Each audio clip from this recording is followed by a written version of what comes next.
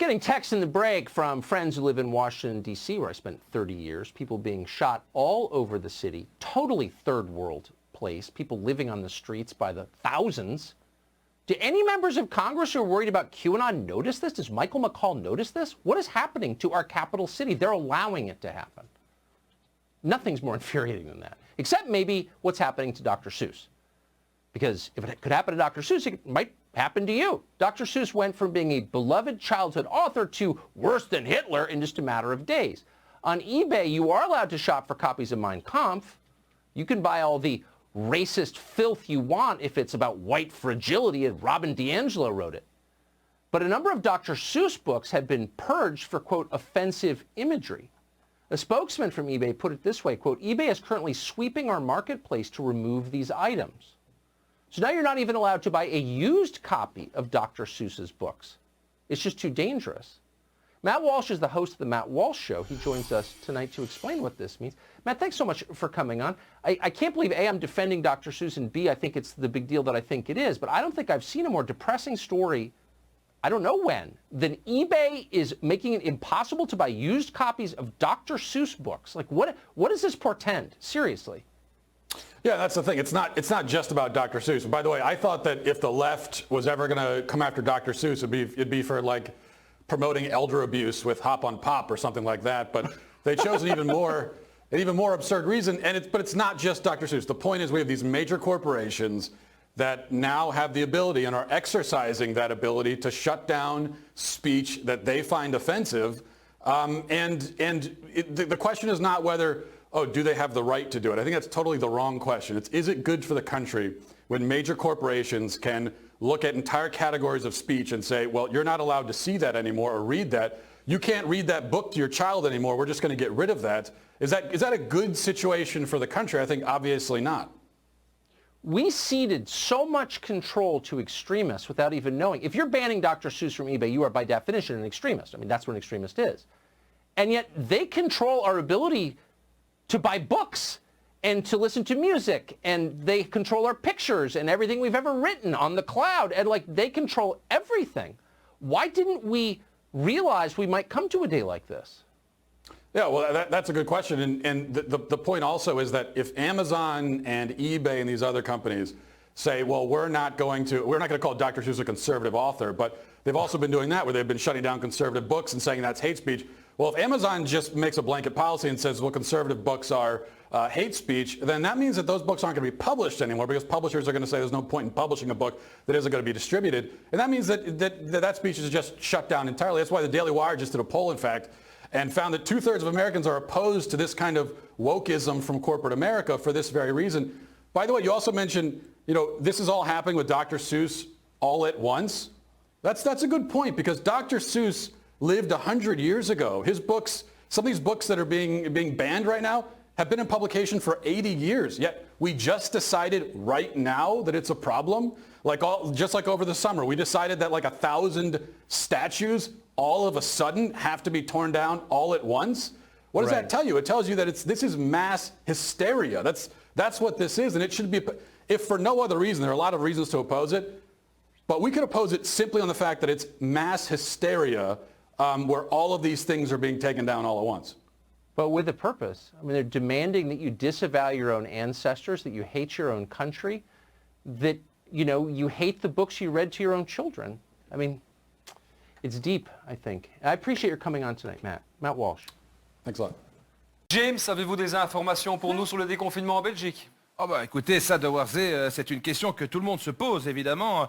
Jusqu'à quand devra-t-on supporter votre tronche en HD sur un écran plasma les jeudis soirs? Les gens se posent la question. Alors, je vous rappelle aussi qu'actuellement, les 3 étapes concernant le déconfinement sont les suivantes. Étape 1, on ne sait pas comment s'y prendre, donc on ne fait rien. Étape 2, on commence à comprendre ce qu'on devrait faire, mais on ne fait rien. Et étape 3, bien entendu, on réalise qu'on aurait dû agir dès l'étape 1, mais c'est déjà trop tard. Oui, donc, bon, voilà, mais qu'est-ce qu'on fait alors? C'est-à-dire que des propositions sont lancées pour la culture. Par exemple, il a été proposé aux politiciens de jouer des bouts de pièces de théâtre au début d'une séance parlementaire, histoire de maintenir comme ça le lien avec la culture. Mais le problème, c'est qu'ils jouent tous Tartuffe, évidemment. Donc ça n'est pas très original. On va donc changer de tactique. J'ai plus d'informations. J'ai, figurez-vous, l'exact plan de déconfinement, étape par étape, pour vous ce soir. Mais comment avez-vous réussi à avoir ce plan? Tout simplement parce que le gouvernement m'a mandaté pour divulguer son nouveau plan reposant sur la fine stratégie entérinée par nos gouvernants, fondée sur le précepte fort de leur action, tout simplement. Mais quel précepte? Le hasard. Le hasard, bien entendu. Pardon? Le hasard, de Warzé, le hasard. C'est-à-dire qu'avec tout ce qu'ils ont déjà tenté de coordonner, de calculer, bon ben vu les résultats, désormais c'est au hasard que cela va se jouer. De toute façon, ça pourra pas être pire. Alors voilà, on va donc jouer les consignes de déconfinement ce soir au hasard. Mais on est en direct dans 5 minutes, vous saurez tout sur tout. Mais enfin, Vous êtes prêts? mais à quoi correspondent les numéros? Vous alors allez comprendre. Mais enfin, Un énorme suspense avec cette histoire. Alors, voilà. Mesure numéro 2, ça concerne les coiffeurs. Bonne nouvelle, les coiffeurs vont pouvoir rouvrir en mars. Bonne nouvelle. bah enfin. Oui, bon, ben faites pas semblant d'être concernés non plus, mais il y a des gens que ça intéresse. Par contre, ils ne pourront faire que des shampoings. Hein? Oui, un shampoing, pas de coupe. Vous repartez chez vous avec les cheveux mouillés. Les coupes, ça réouvre à partir de septembre. Mais attention, sans shampoing. On reconfine le shampoing en août. Non, enfin, attends, mais qu'est-ce que... Et les esthéticiennes, alors, elles rouvrent quand? Qui va piano via sensano, comme on dit, hein.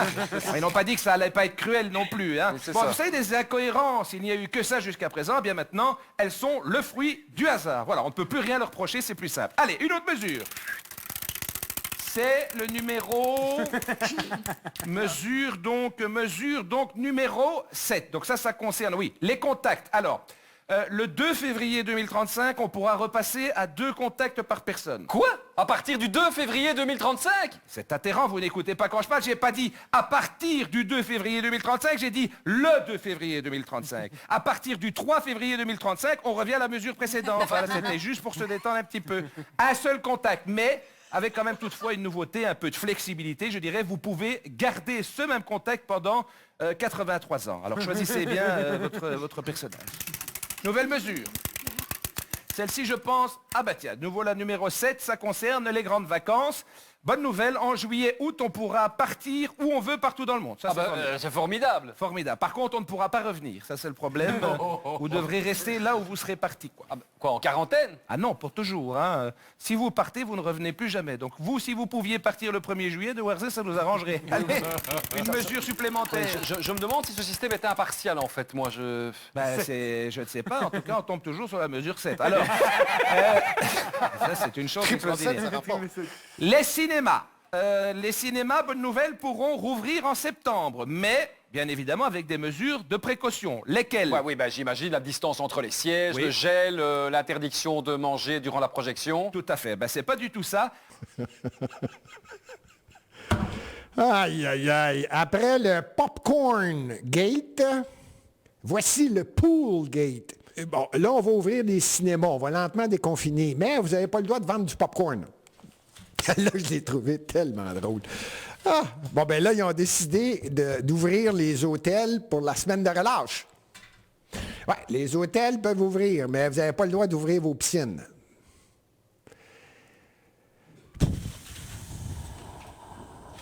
Piscine intérieure, c'est beau, hein?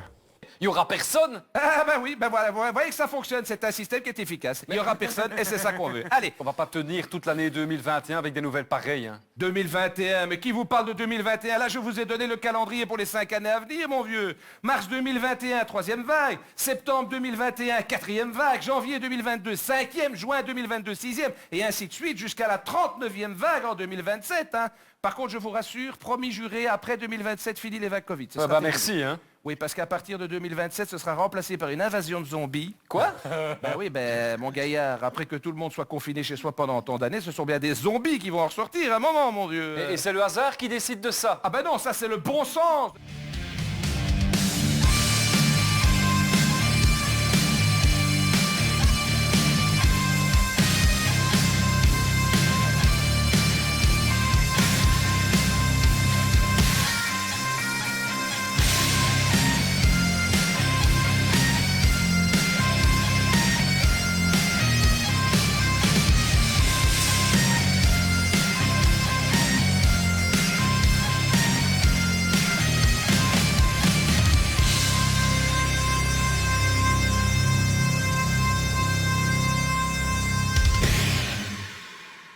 Il y en a qui ont des bébites dans le ventilateur.